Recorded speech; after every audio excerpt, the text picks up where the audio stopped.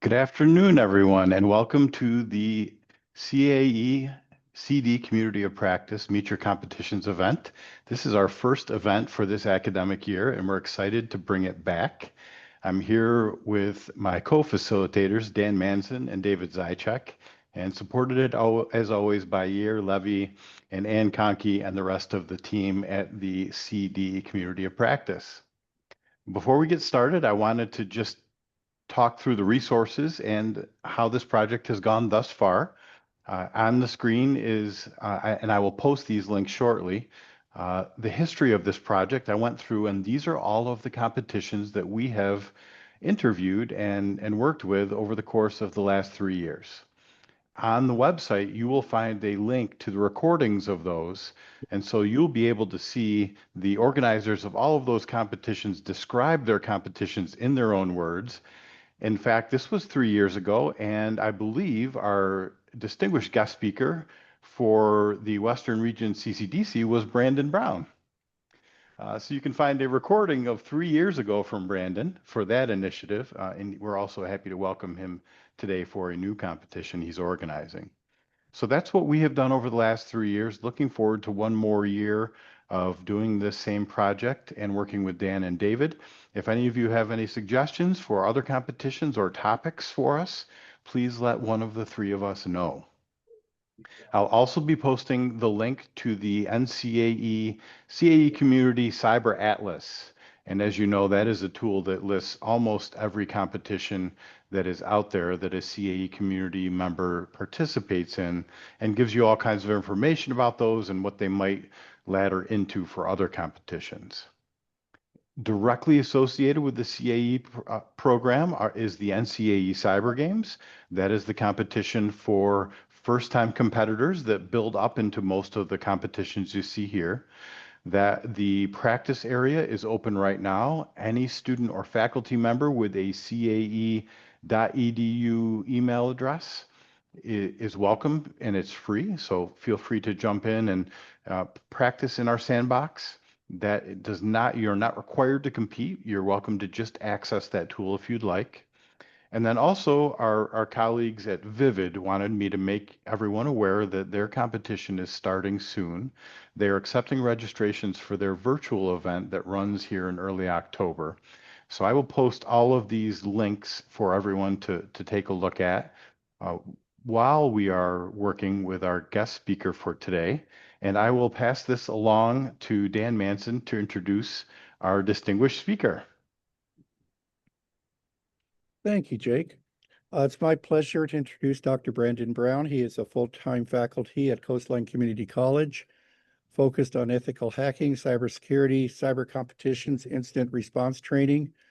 Brandon is administrator of the Coastline AWS and Cisco Academies, co-director of the Western Regional Collegiate Cyber Defense Competition, director of the Collegiate Incident Response Competition for undergraduate students, CIRCUS, cyber coach and mentor. Brandon has been an adjunct at Cal Poly for the last 19 years, and it has been an absolute pleasure to work with Brandon. I think he is the coolest hands-on faculty that Cal Poly has ever had. And with that, Brandon, take it away. Thanks, Dan. That's a very, very, very kind introduction, and I don't think I've ever been called distinguished before. So let's put that one to the side. Hi, everybody. So yeah, my name is Brandon Brown, and I'm here today to talk about the Collegiate Incident Competition. I'm sorry, excuse me, back up, rewind. The Collegiate Incident Response Competition for undergraduate students, and that's a mouthful. But hey, I had to have something that ended up with CIRCUS because the first year that I did this competition, yeah, art imitated life. So I'll give you a little bit of a history about the competition. I'll talk about how this has been a labor of love for myself and two of my really good friends and former students at Cal Poly who've been developing this with me. I'll also talk about the future of the competition, some similar competitions, at least one similar competition that I found out there at another CAE. And if anybody knows those folks at Baylor University, I'd love to chat with them further. I've had a couple of email exchanges. We are recording, I believe. So without further ado, let me go ahead and get into this and go to screen one. All right. So hopefully everybody can see my screen here. So welcome to the circus, everybody. Like I said, this is a very long name for what is really a simple competition. I'll go over the background a little bit here. If I can get my screen going there. There we go. So this has been a competition that we have set up as an incident response model. Okay, so in industry, when something bad happens, who do you call, right? You call your third party incident response company if you're a mid-sized to larger organization. You might call the FBI if you have a lot of clout, if you're a government entity, and get the FBI incident response team. You might call your local MSSP if you're a small business. But any way you kind of slice it, typically you don't have an in-house incident response team unless you're a Fortune 500 company or a very large private entity of some type. So there is a very high demand for these individuals in this workspace of cybersecurity, incident responders, and forensics specialists. Now, to be completely honest and transparent here, this is not my wheelhouse. This is where my friends Joe Needleman and Michael Glass really came in because they have worked incident response. They have worked for companies that do this on a daily basis. This was their job. I just kind of am the facilitator of this and offered some guidance to my former students, and it's really has had some grassroots exposure and drive behind it here. So let me kind of go into the history of it. So we started this back 2 years ago in 2024. We got a small, I want to say, I think $7,000 grant from the Orange County Consortium of Community Colleges. We put it in as a pilot just to kind of test it out. We bought a small server to host the images on. And we had 5 community colleges from OC, California OC, that said, yeah, we'll try this out. This sounds like a lot of fun.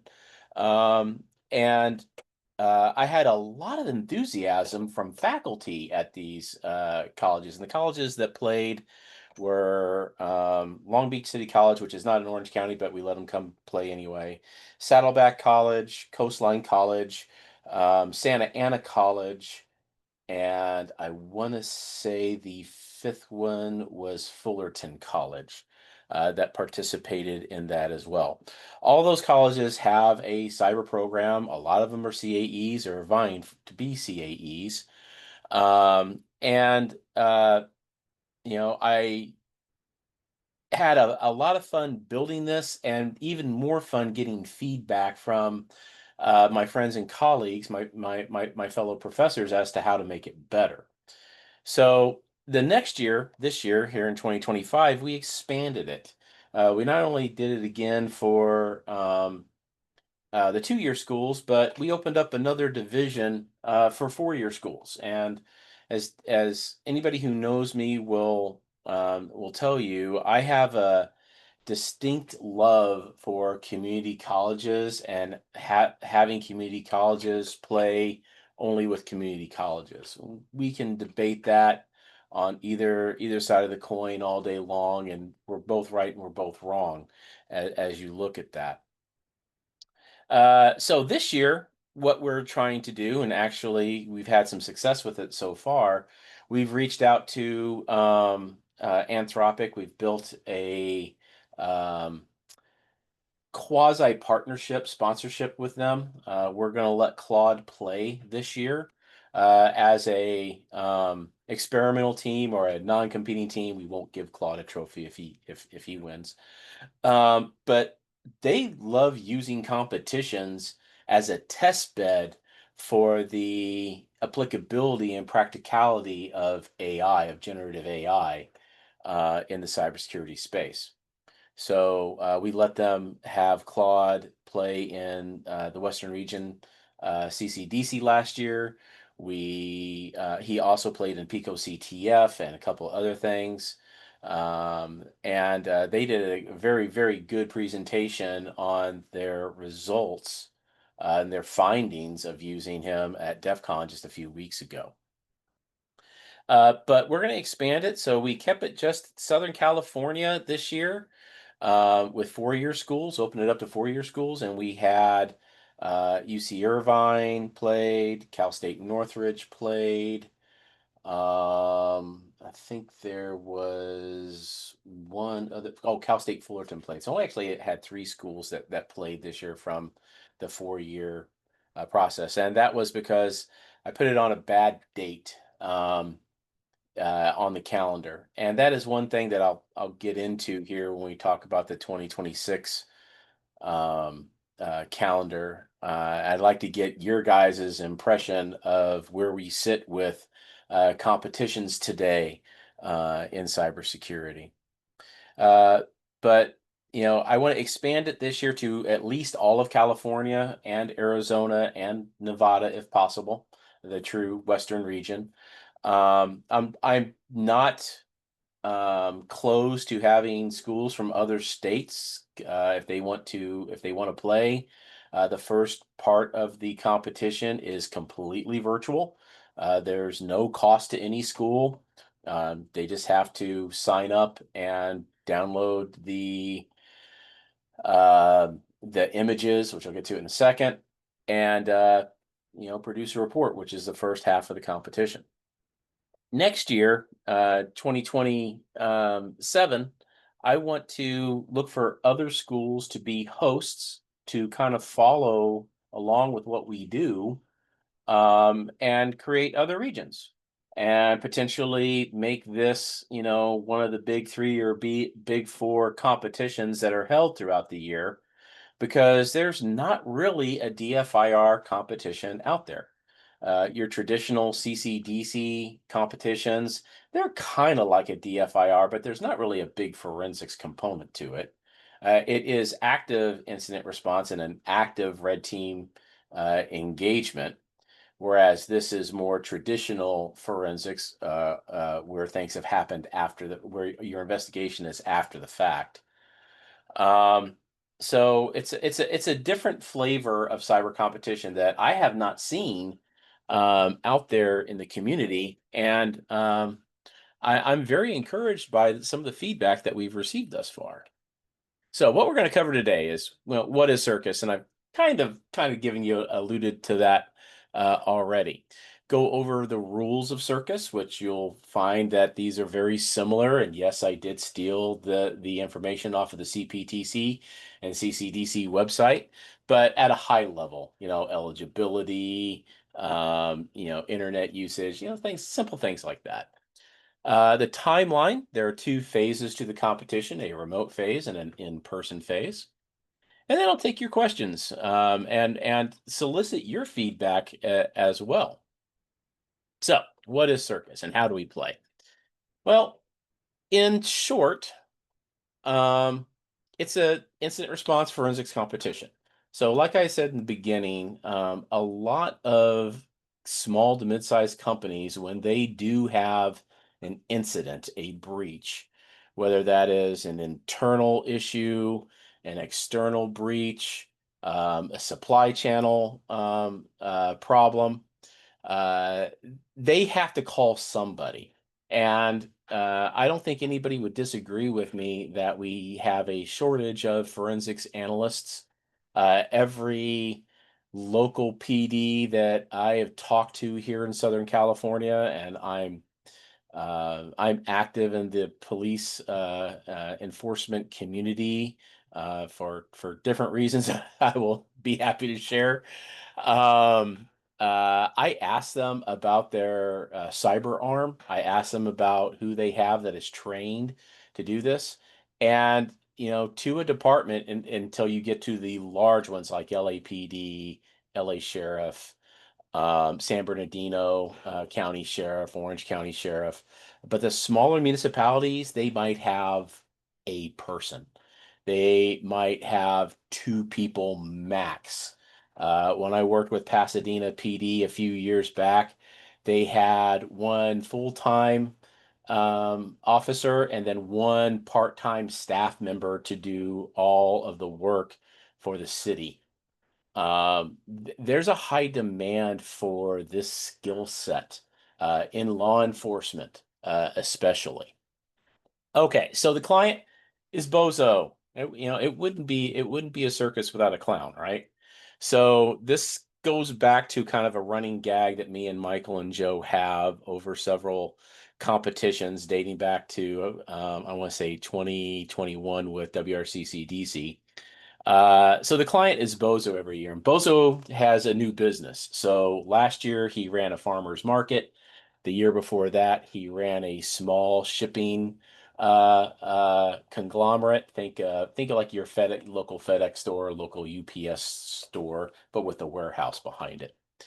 And he's had a problem with everything from getting good IT support to hiring trustworthy people to doing some maybe shady business practices as well.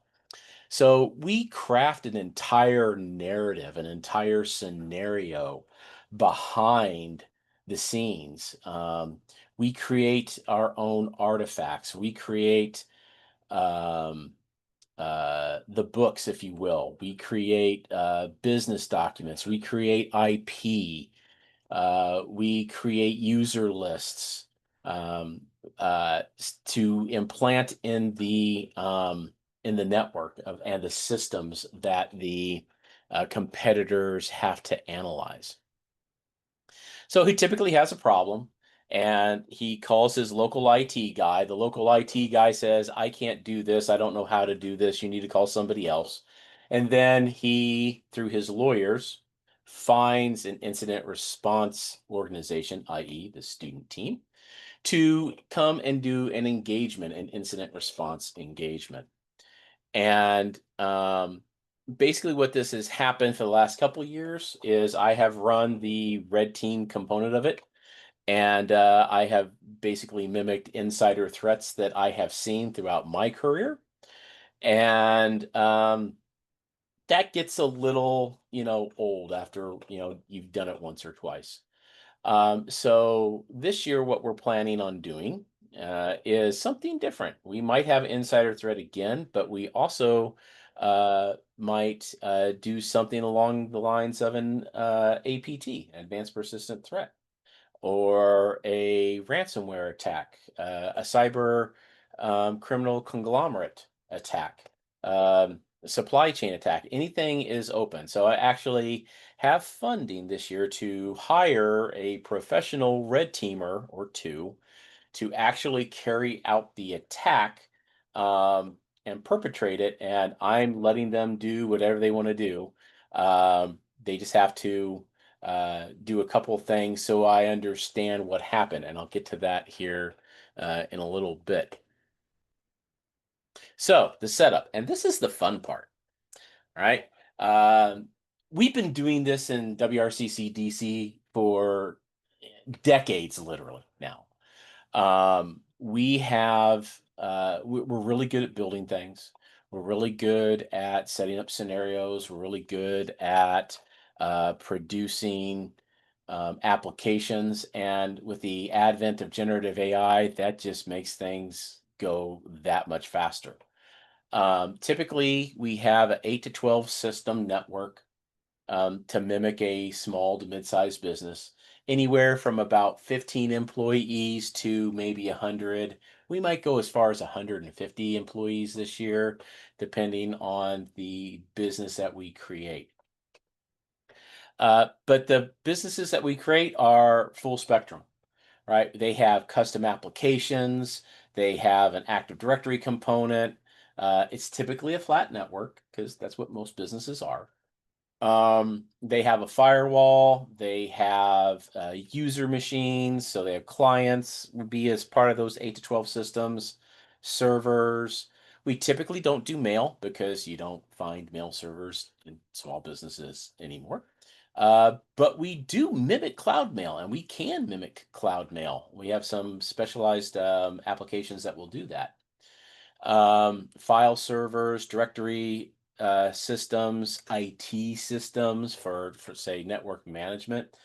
We're even considering putting in a SIM, but maybe a misconfigured SIM this year.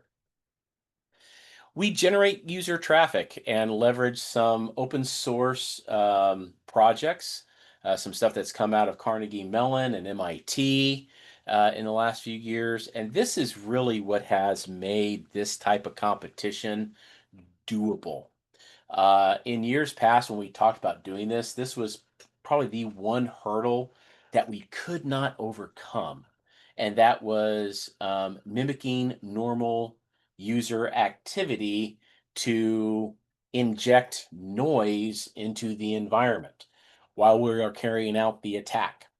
So Michael Glass, I have to give him credit for this. He was the one who did the research and came up with the 4 systems, and these are off-the-shelf open source systems. You can go and download them today. Spectre, Shadows, Ghost, and Crucible. A couple of them you can get on GitHub. I think Crucible and Ghost you can get on GitHub, and Shadows is from MIT, and Spectre. I can't remember. That's a third party, but it's still free. I think Altogen was the ones who created that. That's not really my wheelhouse. That's more Michael. But long story short, this basically creates agents on the client systems that log into the servers. They can do SSH logins. They can pull up internal web pages. They can go out and do fictitious shopping or browsing for shopping on Amazon. They can visit websites. It can create Word documents and Excel files. It can do a lot of stuff that just, like I said, puts a bunch of noise in the logs of the systems. And that's critical because if we did not have that, this would be a really easy competition because as soon as the students start using tools, right, like autopsy or other forensics tools, they can see the activity really fast. The attack. All right. So, like I said, for a couple of the last comps, we've used the insider attack model. So we put a bunch of applications sprinkled around the entire environment. I used one of the internal users to communicate with somebody over a free chat system that logged locally on the machine.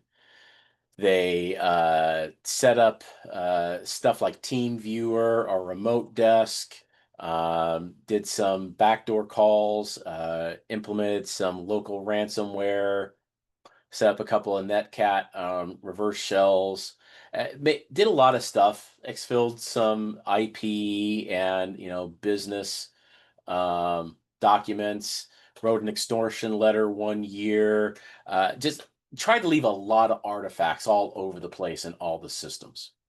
And that's important for scoring, which I'll get to here in a couple of slides. We plan on expanding this to more realistic threat actors that you see in today's incident response. We plan on using more ransomware. We plan on using more remote calls. And we're also considering implementing some AI, so maybe some local LLMs that the attackers can interact with to see if students can use forensics tools on those. So that'll be interesting to see what we can come up with from a a model creation or a system creation, application creation perspective. So that's what we do. So what do the students do? The students, well, once we're all done and we've carried out our attack, we freeze all the VMs, we extract the hard drives, and then we put them onto our archive server, archive.wrccdc.org. Don't go there right now. It's down. Long story. We've been doing a lot of upgrades this summer. But we host it on that archive server. Before this, we register the teams, we give them the information, they download the systems, and they can download either the virtual disks and just analyze the disk, which is typically what you would do in a forensics investigation. But we also provide them the OVA files as well. So if they want to download the entire frozen machine, they can do so. All right. And then it's up to the students. They have about a week to analyze these systems and write a report. Okay. They have to figure out what happened, when it happened, who it happened to, and to the best of their ability, come up with a professional incident response report for management and council of their contracted of their contractor, right? So whoever hired them, in this case, Bozo. Once that report comes in, we have a group of us, typically me, Michael, and Joe. I might pull in one or two other outside people to look at all of the incident response reports, and we do a double-blind grading. So typically one of us, I think it was Joe this past year, he took all the reports, took all the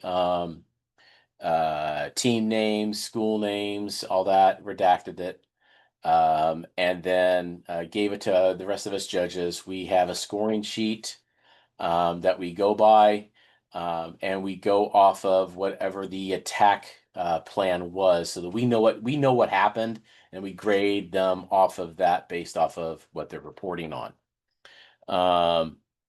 Let me just pull this up here.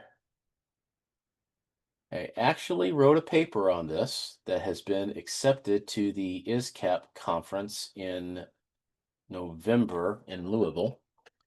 And it's titled "From Classroom to Crisis, Implementing a Collegiate Incident Response Competition for Undergraduate Students to Gauge Impact of Cybersecurity Education." So I'll just kind of show a couple of the higher parts here.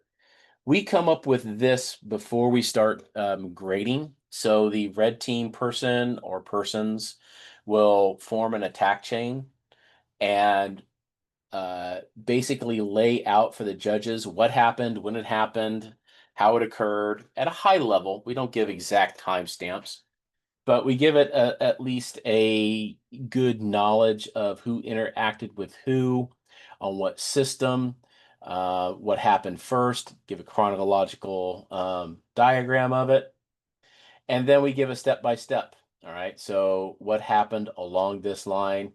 I leveraged Obsidian heavily for this past year. So I recorded everything in my notes, and that helped me organize the attack chain. So that was pretty clear. And then the judges basically have a scoring rubric that looks like this, and they have a list of artifacts that we give them, the red team gives them, and they score. Did the teams find that artifact? And how did they explain that artifact in their report? Did they go, proverbially off the reservation, so to speak, and get caught in some sort of trap that we set as a red team to mislead them? And we do that. So those types of things would not count. The one thing that we did come across that was an issue when we were running Ghost on these systems that was creating Word documents and Excel spreadsheets and everything else. We had a couple of teams over the past year or two that flagged that as illicit activity. So next year, as part of our in brief, we're going to tell the teams, look, if you see this type of activity, consider it legitimate. It is not illicit. And we're looking at ways to get around that in real time. All right. So the two phases of the competition are remote, where you write your report, and the last phase, if you were in the top 5 schools in either division, you get to come to the final. Yay! So the last 2 years we've held that at Coastline College on a Saturday, and we've been able to get through all of this because we've had the reports graded. And the last part of the competition is where they come in and they do a presentation of their findings from their report. And then they sit down for a mock deposition. I've been very fortunate over the last 2 years. I've had folks who work at the Department of Justice. I've had an assistant U.S. attorney. I've had people from LA County, the LA County office of the FBI's Cyber Crimes Division that have been my judges. So they know what they're doing, which has been very helpful. I hope to continue that relationship with them and have these professionals grade these presentations and do these depositions, because it gives the students something that they don't get in the classroom. They get this practical education and experience from sitting in front of professionals and getting quizzed in real time about what they're presenting. I have a great story about a student, and she was actually a senior in high school. She was taking community college classes through dual enrollment, and she basically accused Bozo of insider trading and insider embezzlement, and didn't realize that the people that she was telling this to was Bozo's own counsel. So she had a kind of a had kind of an education as to why that might be wrong. All right, rules. So the rules are pretty straightforward. I take a lot of the just general overall eligibility rules from CCDC, what you can and can't use as far as software is concerned. So no commercial software, any open source or trial software that you can download with a legitimate .edu email account. That's perfectly fine to use as part of the investigation, right? So you can also recreate the environment in VMware. You can do that in an ESXi box or a Proxmox box, and you are able to do that as well. The one thing that I do change, and this is kind of near and dear my heart, being a community college professor. I open this up to part-time students, okay, across both the 2-year and 4-year spectrum. I have a disagreement with other competitions that don't do this. I think it's a disservice to those students who are struggling, even fighting to get through school while um, working a job or two or raising a family. Yeah, it's great that the traditional 18 to 22-year-old can spend 15 to 20 hours a week on these types of competitions, and they do that, and that's wonderful for them. But I really think that students who are in a different setting, in a different modality, really lose out if they cannot participate in these competitions.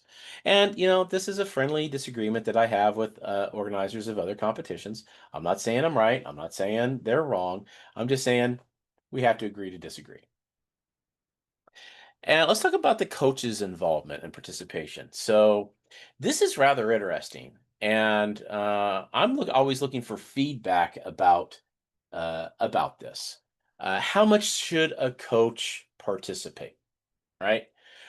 For now, it's kind of been on the honor system, if you will, because the coach cannot really.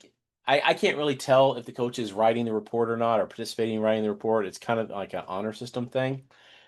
Um, we've had one really good coach at one of our community colleges, who has done very well in this competition.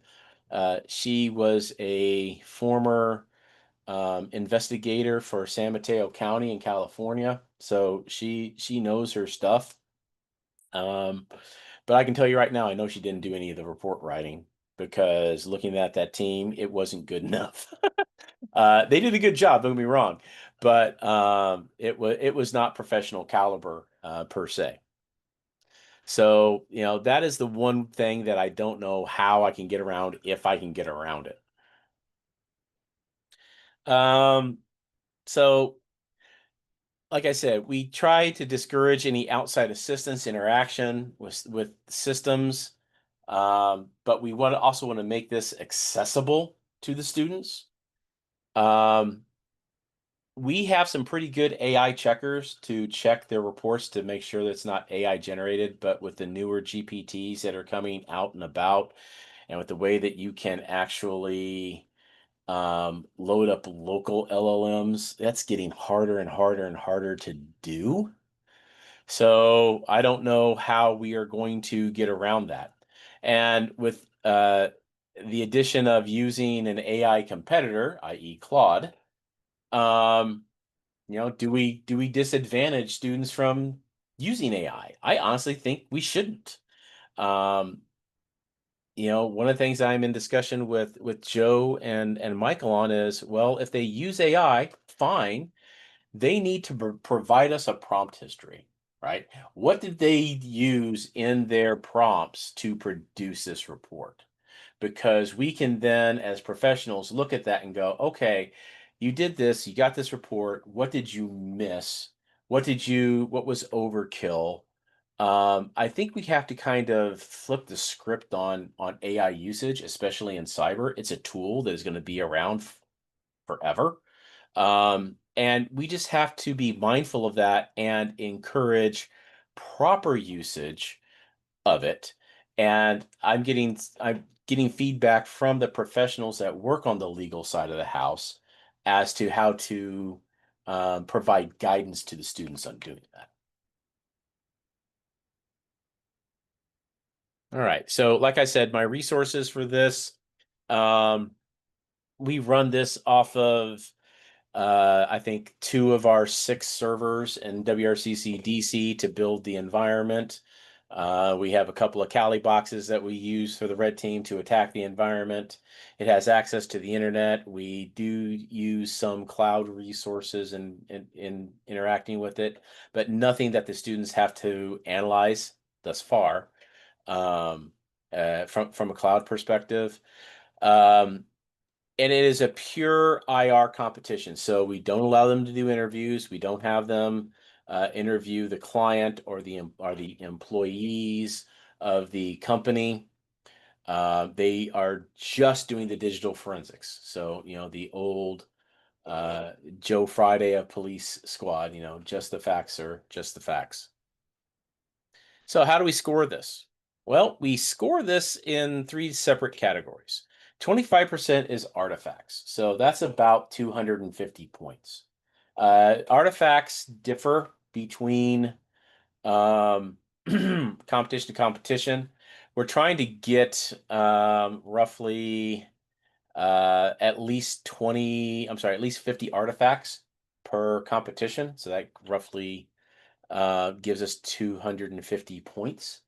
The report is 50% of the score. I mean, that's the bulk of the score. That's what you would introduce into evidence in a court case if you took this to a court case.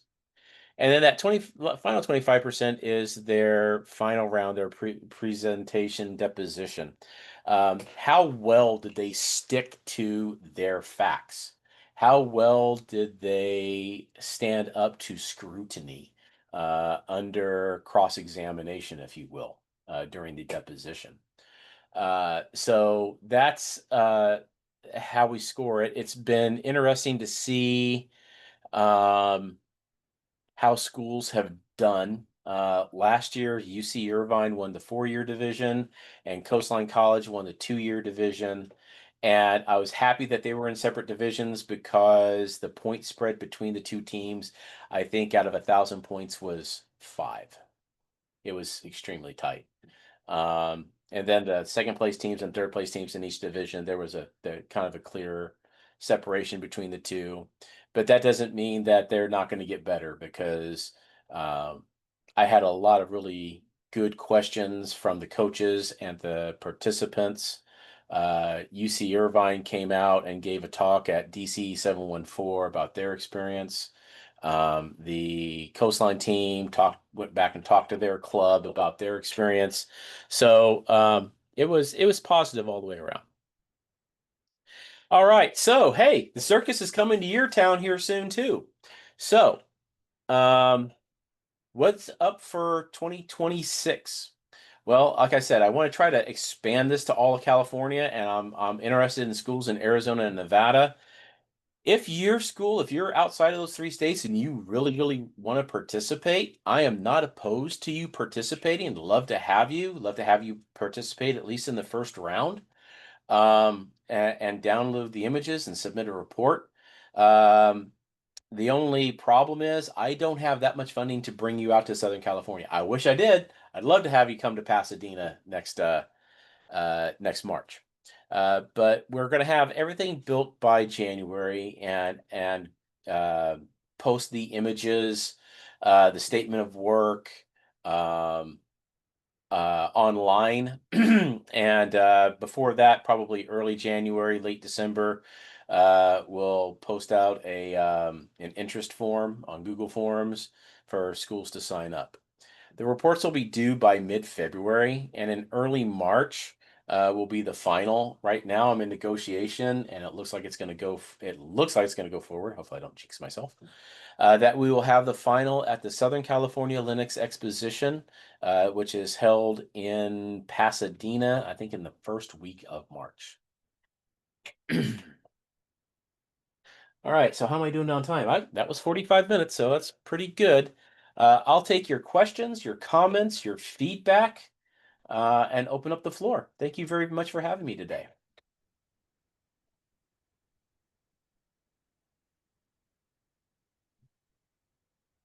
Hey, Brandon, I've got a question. Go ahead, Dan. Let me hold on. Let me kill my prezo here, and also open up chat because I might have questions in chat. Go ahead, Dan. So I applaud you for developing the relationship with Anthropic. Um, I think it's one of the first, if not the first, real AI partnership with the cyber competition. So I'd like you to talk about both sides. What is it that they're looking for, and what are they getting out of their investment? And what is it that you want to see going forward for yourself and for students competing in terms of AI involvement in the competition? Great question, Dan. As far as what Anthropic is getting out of this, they're getting data.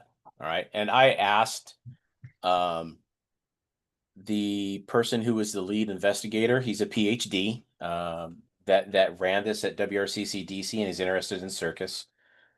He's a PhD grad from Carnegie Mellon. He did his undergrad at MIT. Super smart guy. And I asked him, what do you want from this? He's like, we want data to input into the model to teach it.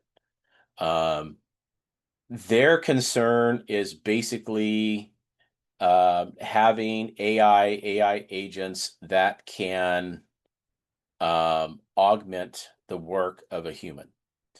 Now, here's the good news as far as AI is concerned, especially in DFIR. I look at this about every month. I search for a court case across the United States and have not found one yet. And if anybody does, please email me, please get a hold of me. I have not found a single instance where an AI has given expert testimony. So this area of data security, of cybersecurity, I think is very safe. Now, that's not to say that AI cannot be a tool that can be used to augment human work. You even see this in a SOC. All right, so you see this in the CCDC as well. So, CCDC kind of mimics a SOC competition. And when Claude was working that, there's a high learning curve. And I felt really great for the students who play CCDC because Claude really hallucinated horrifically during our final. And they admitted that at DEF CON, which was, kudos to Anthropic for not hiding this or not keeping this out of the public eye. There's a training issue right there. So Anthropic's main driver is data for this. As far as the students are concerned, I'm sorry, AI's here. It's going to stay. You'd have a better chance of getting rid of the Google search engine as you would getting rid of AI in today's world. I am doing a lot of research. I'm doing a lot of practical workshop development in my classes with AI, especially around local LLMs and SLMs. Yes, there is such thing as a small language model.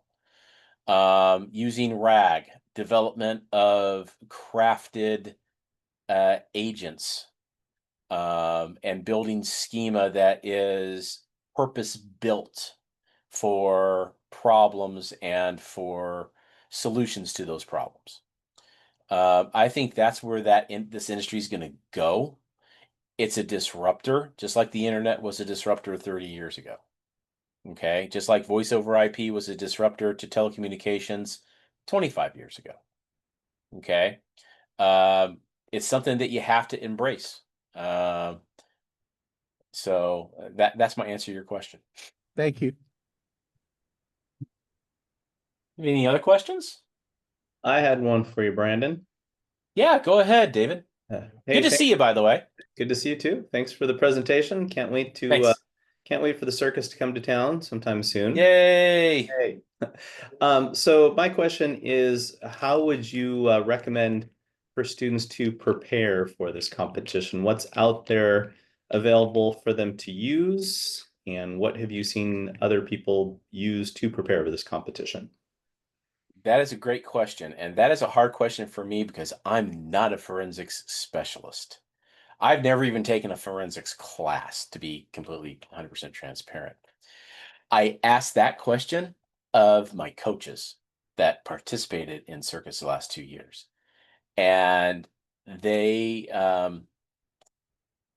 Jeff Barnett, Dr. Barnett from Saddleback, said that because of the competition, he's revamping his curriculum and the tools that he teaches in his forensics class. I think he's got 2 at Saddleback. He's got a beginner and an intermediate forensics class.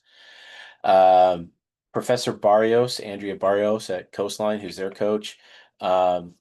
Coastline has a DFIR program. So we have a beginner, intermediate, and advanced forensics class. She kind of alluded to the same thing. They like this competition in the spring because I was considering moving it to the fall, but they really want to have students have an understanding of best practices in incident handling, evidence handling, because they get some questions on the final, in the final deposition and the final presentation from the judges on those topics. And if they've not had a forensics class, they don't know how to answer them. So that's kind of a key thing. And then just the tools that you use in forensics, right? And this is where I'm a little bit, you guys probably know more about these tools than I do, to be honest with you. But I know Autopsy is one. It's a free open source toolkit. In case I always get Encase and the other one, FDK, mixed up because I don't know which one's like the really expensive one and the other one that's free. So we allow them to use the expensive one on a trial basis if they register, with student email if they want to.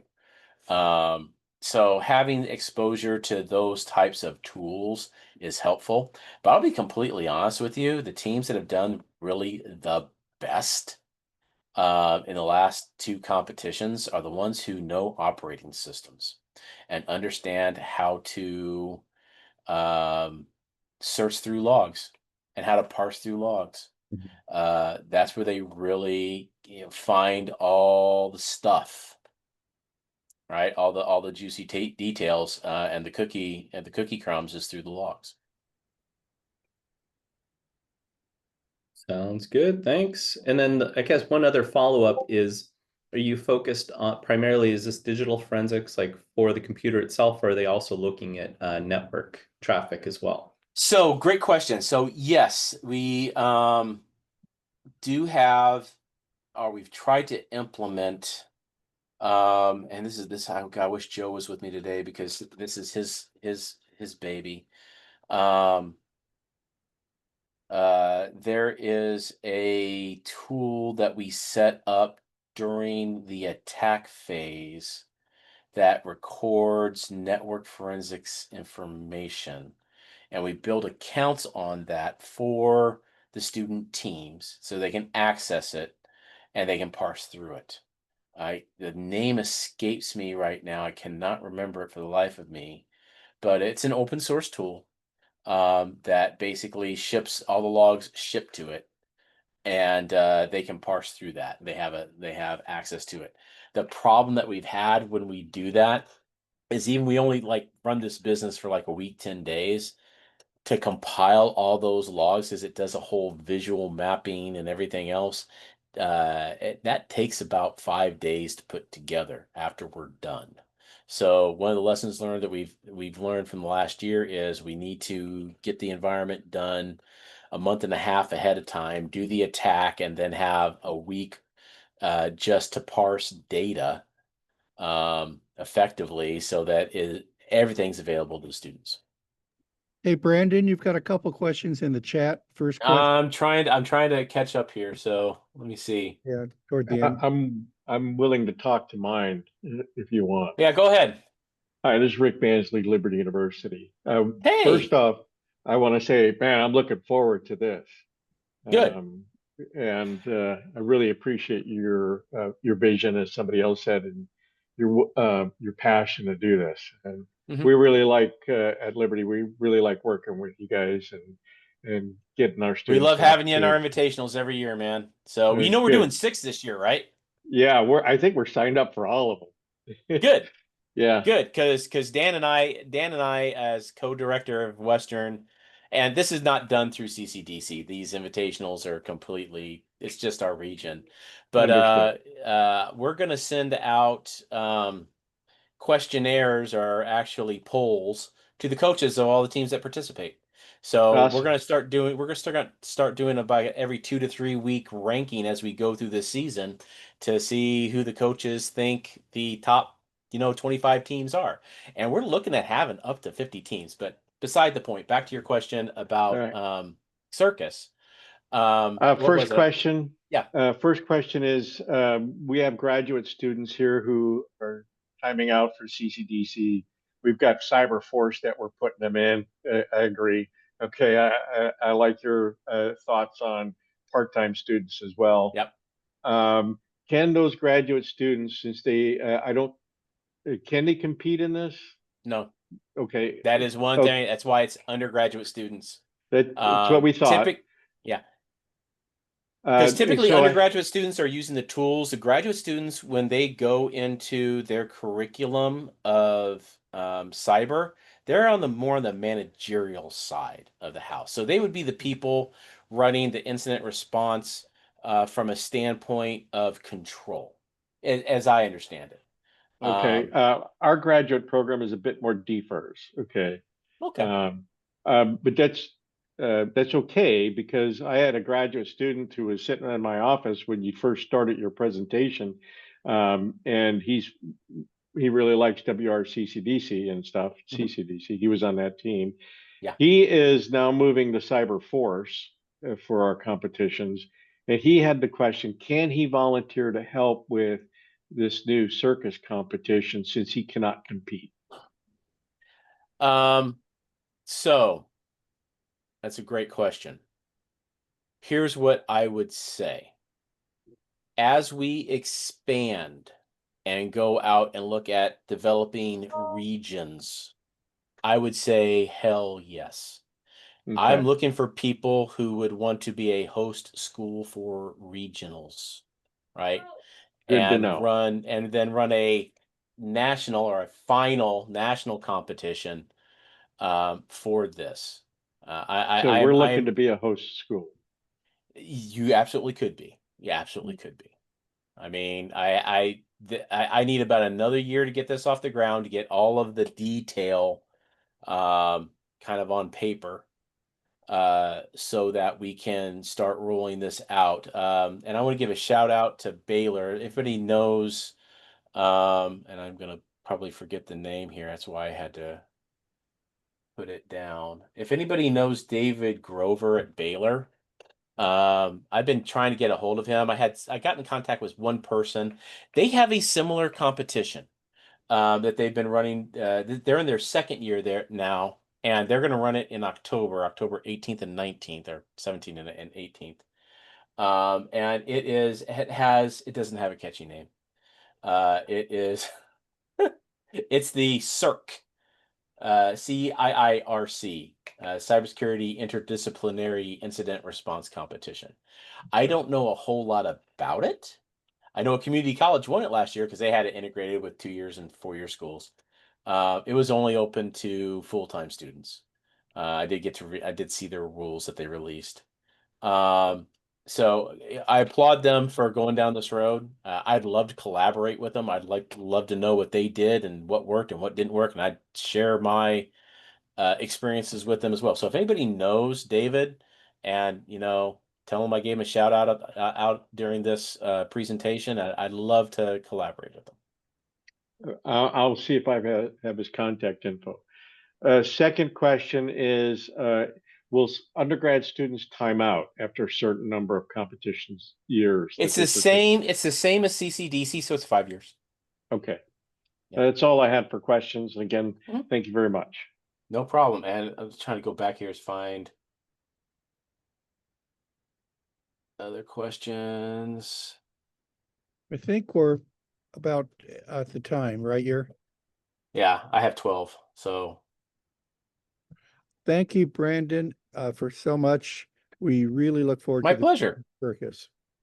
Yeah, and if you guys want to get a hold of me, let me throw my email in the chat. I should have done this earlier.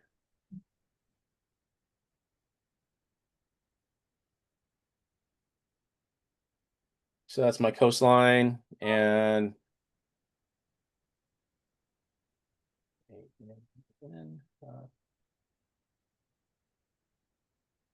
that's my CCDC account. So if you have any questions, please feel free to get a hold of me. If you want to get on if you want to play in Circus, and I don't care what state you're in, shoot me an email. I will throw you on a list, and I will reach out to you when we put our flyer and our sign up form together.